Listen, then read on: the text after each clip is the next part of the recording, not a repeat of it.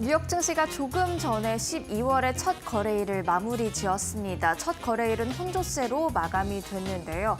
전체적인 분위기를 한번 보니까 중소형주보다는 다시금 빅테크 M7 종목들로 또 투자 심리가 옮겨가는 모습들 확인할 수가 있었습니다. 네, 그래도 나쁘지 않은 모습들 12월 첫 거래일에 잘 보여준 것 같은데요. 또 이날 발표됐던 주요 지표들, 이번 주 우리가 함께 겪어야 될 여러 경제 지표들까지 앞으로의 전망을 어디에 초점을 맞추고 있는지 저희 시간을 통해서 한 번에 다 점검을 해보시면 좋을 것 같습니다. 또 여기에 미국과 중국의 반도체 수출 소식까지 간밤 전해졌는데 과연 반도체 관련주들의 앞으로의 흐름은 어떻게 되는 걸까요? 저희와 함께 이슈들까지 챙겨보시길 바라겠고요. 간밤 마무리됐던 뉴욕 증시 상황부터 꼼꼼하게 다시 챙겨보겠습니다. 뉴욕 증시 상황 확인해볼까요? 네, 3대 주요 지수 혼조세로 마감을 했는데요. 다우지수부터 함께 보겠습니다. 다우지수 홀로 하락을 했죠. 0.29% 하락하는 모습이었고요. 이어서 나스닥 지수 한번 보실까요? 나스닥 지수 1%대의 상승을 기록하면서 19,400선의 거래를 마치는 모습이었습니다. 마지막으로 S&P 500 지수도 한번 보시죠. 0.23% 상승세로 지금 거래를 마무리 짓는 모습들까지 확인해 볼 수가 있었습니다. 나스닥 지수가 강했다라는 점에서 이미 빅테크의 강세를 눈치채셨을 텐데요. 조금 더 자세한 이슈들 확인해 보도록 하겠습니다.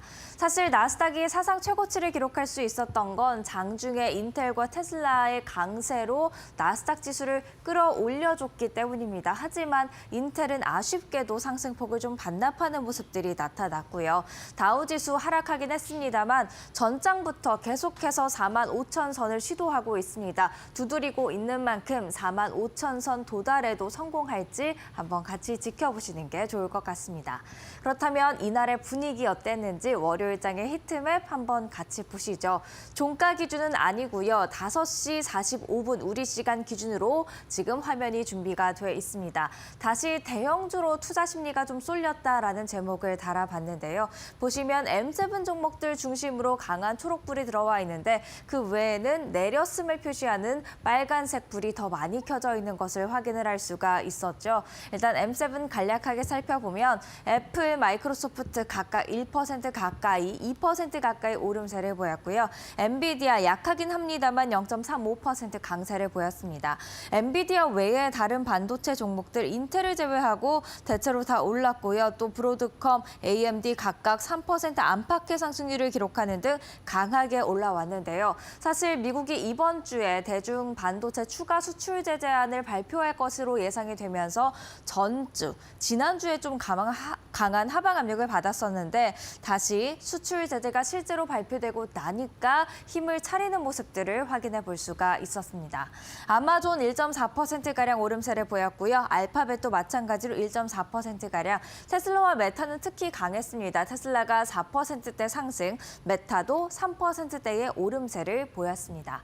이어서 빅테크 소식도 한번 같이 확인을 해보겠습니다. 애플 먼저 보시죠. 웰스파고가 S&P 500의 수익을 능가할 수 있는 기술주다라면서 애플에 대해 긍정적으로 이야기했습니다.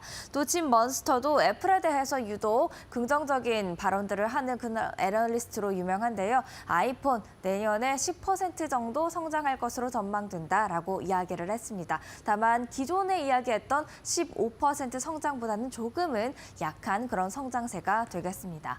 그리고 마이크로소프트와 알파벳 지난주 계속해서 반독점 이슈로 좀 하방 압력을 받았었는데요. 반독점 조사에서 우려에서 좀 벗어나고 있는 듯한 모습들 주가 상승으로 확인을 해볼 수가 있겠습니다. 마지막으로 메타 플랫폼스입니다. 레이 달리오가 AI로 내년에 메타가 더 성장할 수 있다라는 낙관적인 전망을 제시한 만큼 한번 주목해 보셔도 좋을 것 같습니다. 빅테크 소식까지 확인을 해봤는데요. M7 종가도 이어서 확인을 해보도록 하겠습니다. 시가총액 1위 자리를 굳건하게 지키고 있는 애플입니다. 1% 가까운 상승률 기록했고요. 이어서 나스닥 나스닥이 아닌 엔비디아도 확인해 보죠. 0.26% 강세를 보였습니다. 마이크로소프트의 종가는 어땠을까요? 확인해 보겠습니다. 1.78% 오르면서 주당 430달러대의 거래를 마쳤고요. 이어서 아마존 준비되어 있습니다. 아마존의 주가는 1.33% 강세. 이어서 알파벳과 메타, 테슬라 차례대로 확인해 보도록 하겠습니다.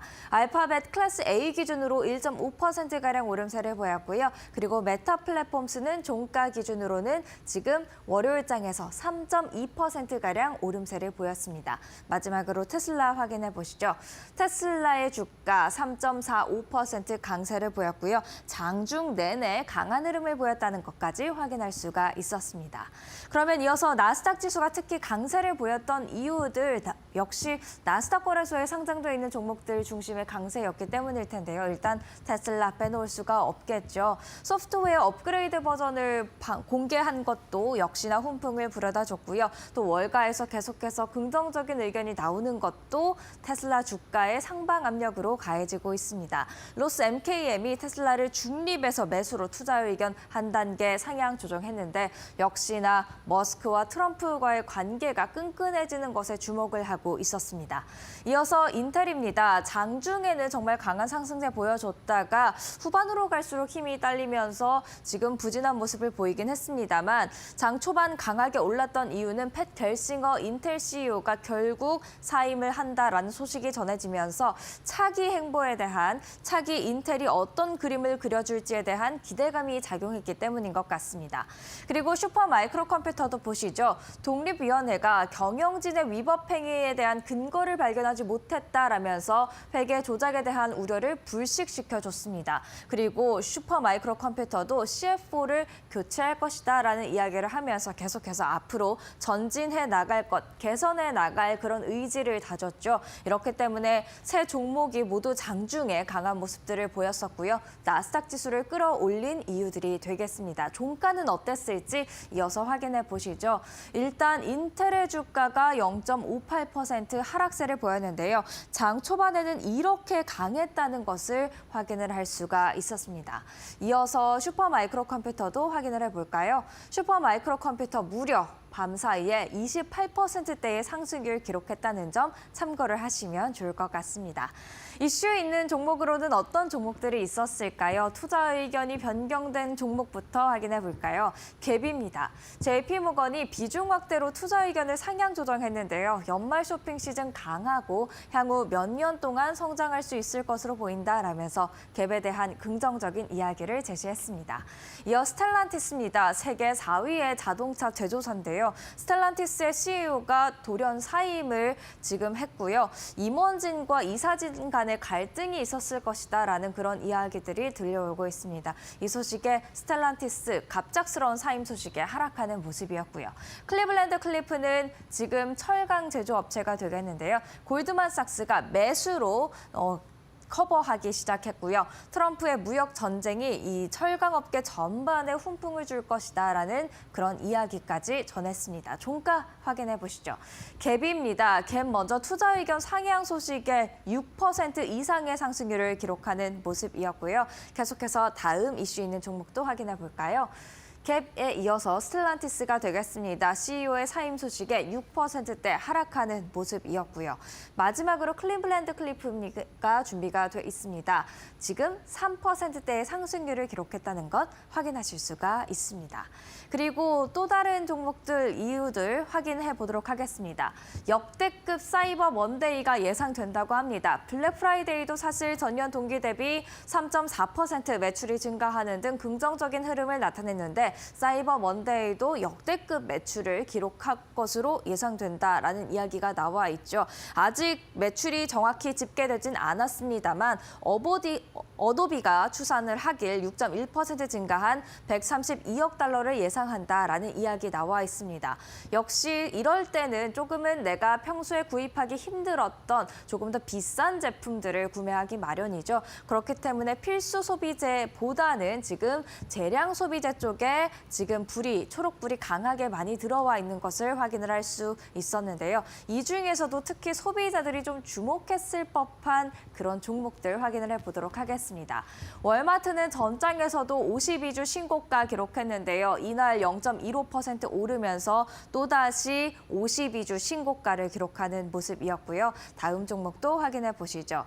다음 종목을 확인해 보도록 하겠습니다. 울타뷰티가 되겠습니다. 울타뷰티도 지금 미국의 좀 저렴한 화장품 브랜드가 되겠는데 1.92% 강세를 보였고요. 마지막으로 어떤 종목이 될까요? 랄프 로렌입니다. 0.83% 강세로 마감을 하는 모습이었습니다. 그렇다면 계속해서 국채금리 확인해 보도록 하겠습니다. 2년물 국채금리 오늘은 올랐습니다. 밤사이에 조금 오르면서 4.182%를 기록하는 모습이었고요. 10년물 국채금리도 이어서 확인해 보도록 하죠. 4.192%를 기록하는 모습까지 확인해 볼 수가 있었습니다. 국제 유가와 국제 금값도 보겠습니다. 국제 유가 WTI 크게 움직이진 않았습니다. 0.1%의 오름세로 배럴당 68달러 7센트의 거래를 마무리 짓는 그런 모습이었고요. 금값도 함께 보시죠. 이날은 좀 쉬어갔네요. 0.76% 내리면서 온스당 2,660.7달러의 거래를 마치는 모습이었습니다.